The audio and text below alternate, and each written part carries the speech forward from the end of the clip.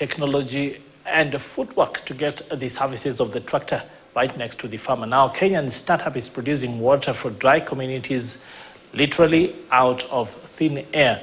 The company, Majik Water, uses an Indian-built device that pulls humidity out of the air using an electrostatic filter. With the technology, it is able to supply up to about 500 liters of water per day in arid regions. Victoria Munga has that report from Nairobi. Access to clean water is difficult for people living in the arid parts of Kenya. Due to climate change and more frequent droughts, water holes and rivers dry up more often, posing challenges for families trying to survive. A challenge that Kenyan startup Majik Water is helping to meet using this water generator. The device, made by the water company in India, pulls humidity from the atmosphere using an industrial fan. The moisture is trapped in silica gel before it's condensed using refrigerating gas that creates liquid water. The founder, Beth Koigi, says the generators can produce up to 500 liters of water a day. Drought season are becoming quite regular, and the whole purpose for these systems is to enable communities to access clean drinking water without depending on the traditional water sources. So in regions where borehole water dries or rivers, temporary rivers dries, communities can access clean drinking water.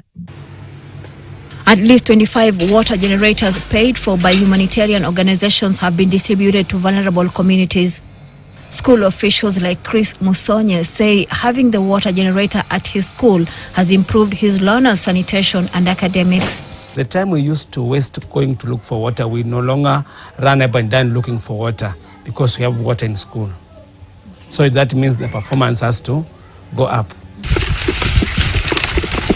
A 2023 report by the World Health Organization found that worldwide about 1.4 million people die annually and 74 million have their lives shortened by diseases related to poor water access, sanitation and hygiene. Environmentalists say that as climate change increases water scarcity, inventing alternatives such as the device used by Majik Water is crucial. It is a practical process.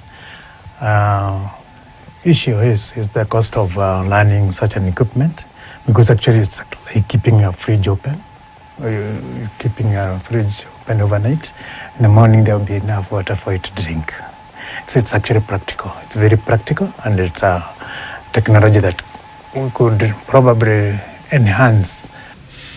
Kenya's water sector authorities are funding farms to produce water, especially in marginalized areas.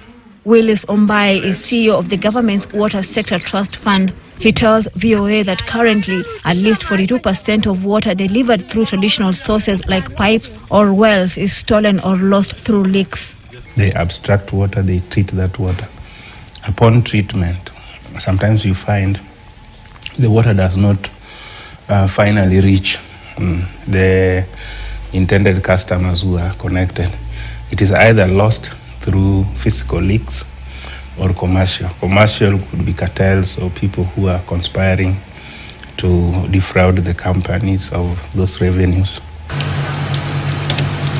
Kenyan lawmakers are considering a bill that will privatize the water sector in hopes of spurring investment in the country's water sector. Now you can come and see how water is being collected.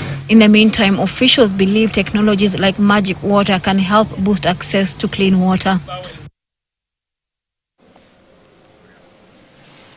Now let's stay with